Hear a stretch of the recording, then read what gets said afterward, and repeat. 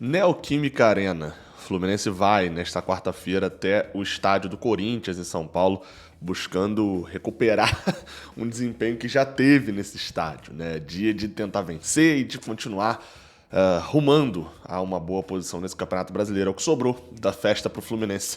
Na verdade, sobrou também ressurgir a União Flumeiras. Chegou a hora da gente dar uma alegria para o Palmeiras, pelo menos, porque ganhando o Corinthians hoje, o Palmeiras praticamente vira campeão. Se houver um outro resultado lá com o Internacional, ele é campeão. Então, hoje é dia de Flu, hoje é dia de Corinthians e Fluminense na Neoquímica Arena. Tudo que você precisa saber sobre essa partida você encontra aqui nesse vídeo de pré-jogo.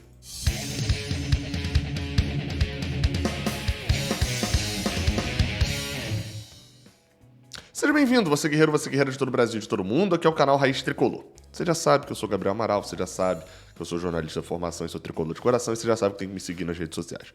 Disso tudo você já sabe, então vou te poupar, beleza? Tem essa não, vamos embora. Vamos para falar aqui das informações do jogo. O jogo hoje é 9h30 da noite.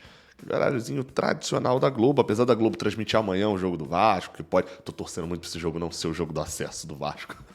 Não, subir deve subir mesmo, mas vai ser muito engraçado. Mas enfim, dane-se também, né? Eu tô preocupado com a Série A.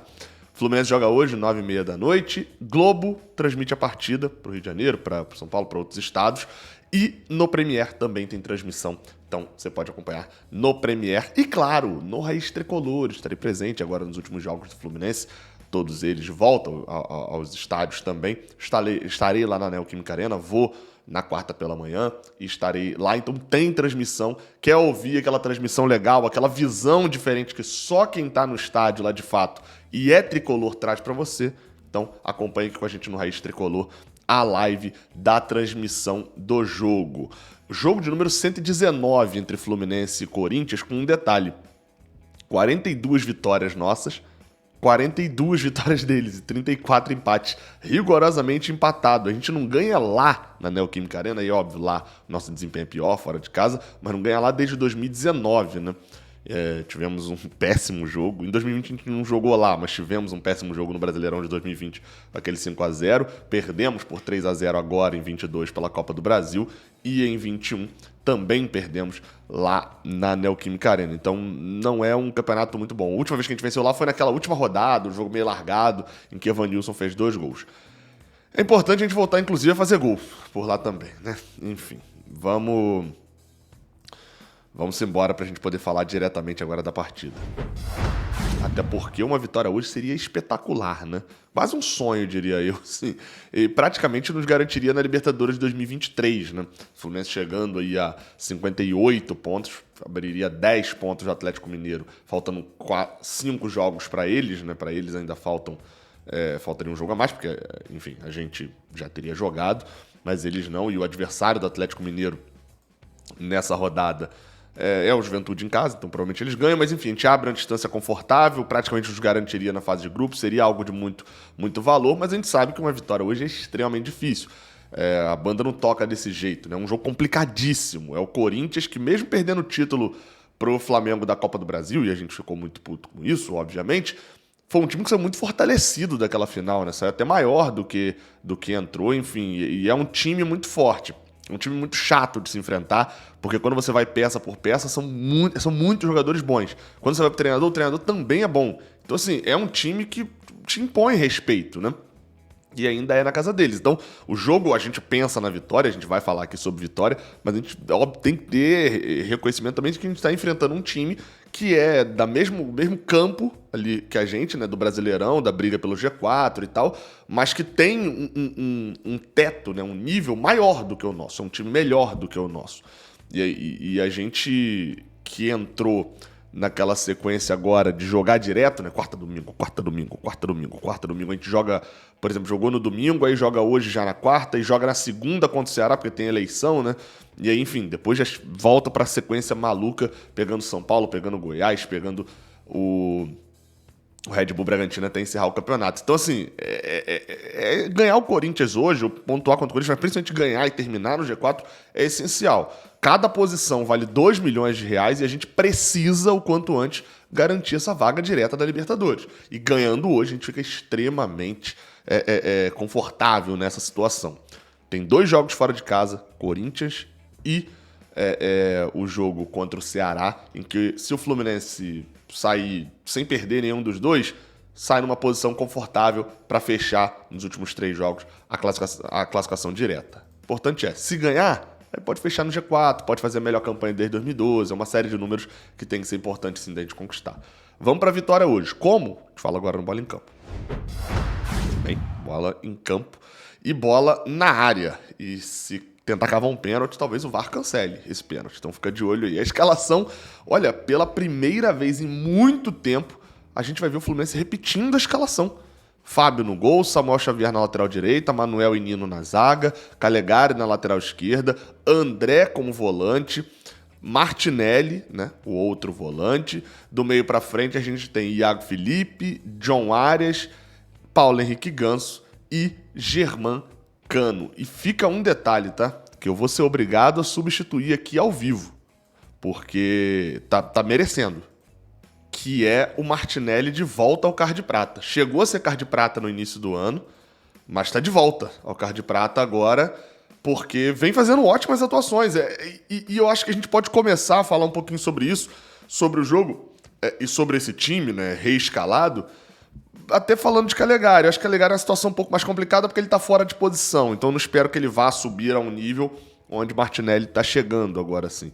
Mas que é a sequência, cara. Nesse time de Fernando Diniz, importa demais a sequência de jogo. Assim, muito, muito mesmo. E aos pouquinhos, assim, eu vou percebendo algumas coisas que eu não percebia em 2019 sobre times de Fernando Diniz, assim.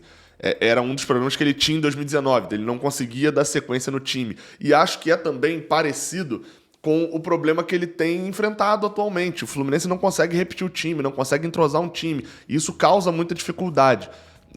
Acho que Calegari vai passar por essa mesma coisa. O Fluminense teve dificuldade contra o Botafogo de ser inventivo, assim, né, e só surgiu isso depois que o Matheus Martins entrou, de ter o jogador do 1 contra 1, ter algo além da troca de passes, da tentativa de infiltração, que só acontecia do nosso lado direito, do nosso lado esquerdo não acontecia, e eu atribuo em parte disso também a falta de tempo de Calegari, dele ser um lateral direito, um volante lateral direito. Acho que hoje ele é lateral direito já, né? Ele já tem mais tempo de carreira como lateral direito como volante.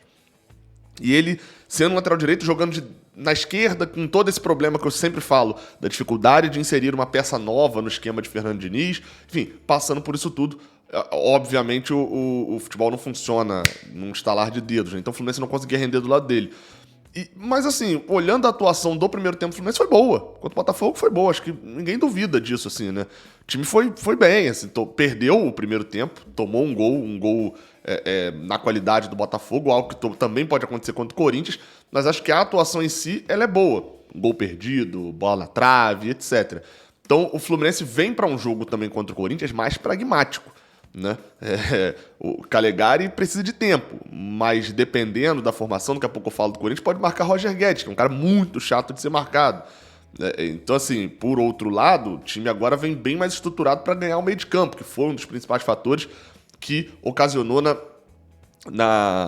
no problema lá do 3-0, né? Pela Copa do Brasil, do Fluminense ficando perdido na saída de bola, tentando chutão e não conseguia sair tocando, enfim, ser um time encaixotado. Tem peças para isso não acontecer. Agora, quando a gente vai falar dos times sendo repetido, e quando eu falo de sequência, etc., sabe desde quando o Fluminense não repete o time?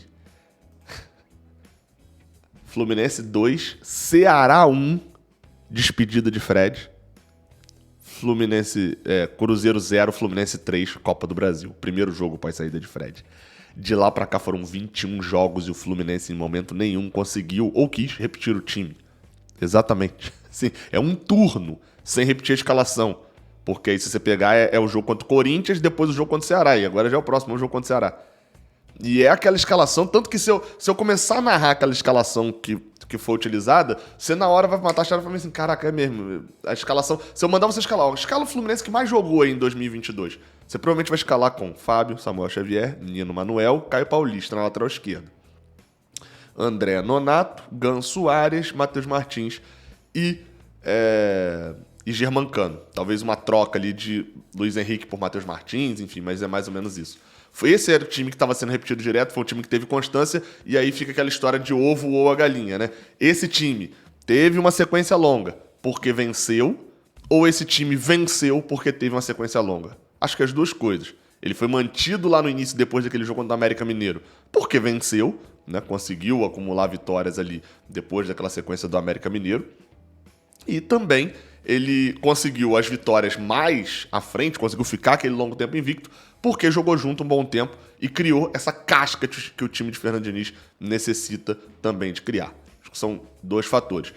Vamos ver se nessa reta final a gente consegue repetir o time. Não acho esse aqui o time ideal, tá? Inclusive, não acho ideal. Eu não voltaria com o Iago nessa partida.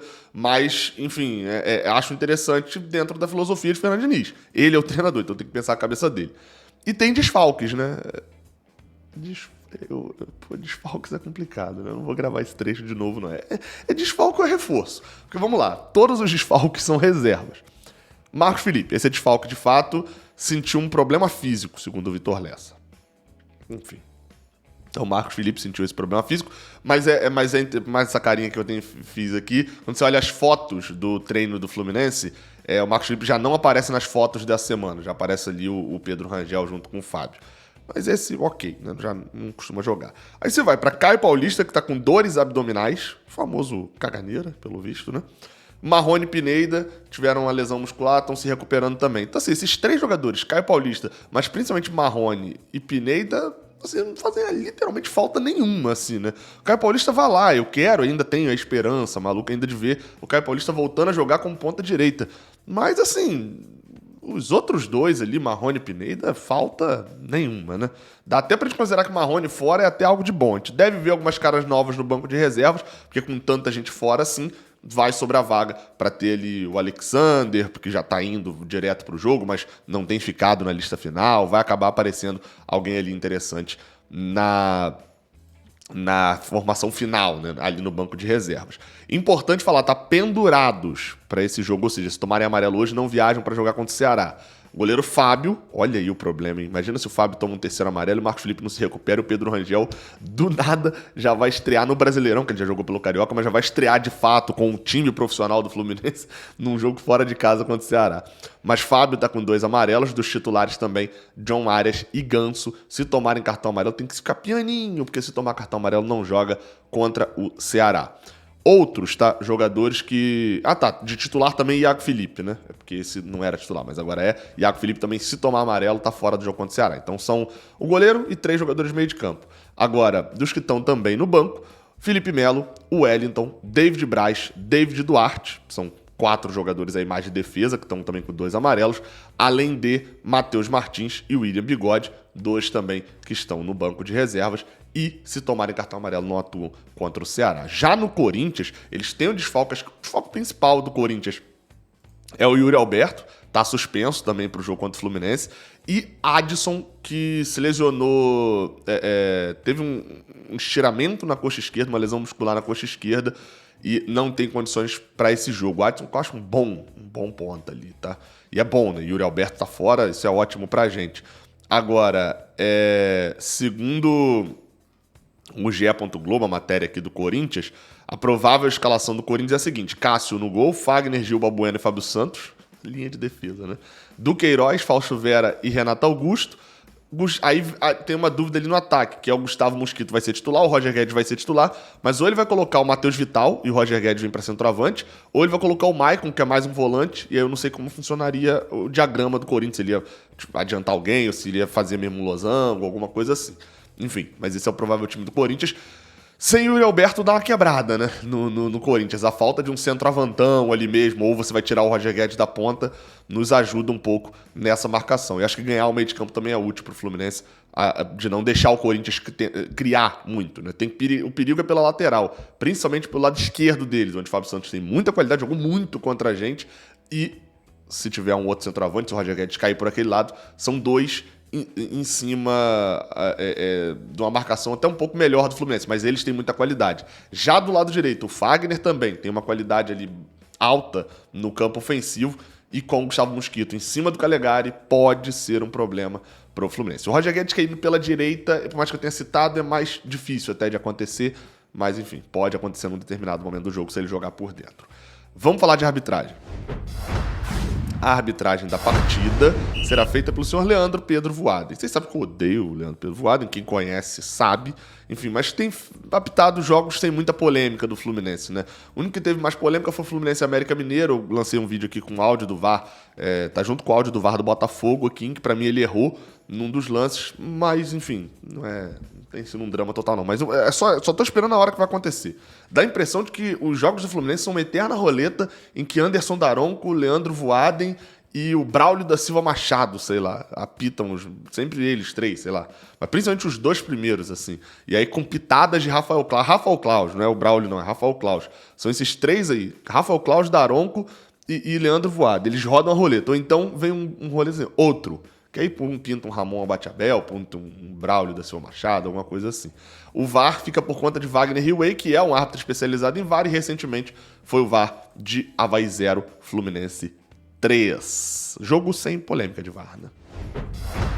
Como eu falei, estarei diretamente da Arena e te aguardo aqui no Raiz Tricolor pra gente fazer uma live bem maneira, tanto pré-jogo quanto a transmissão da partida. Beleza? Tamo junto, até a próxima. Valeu!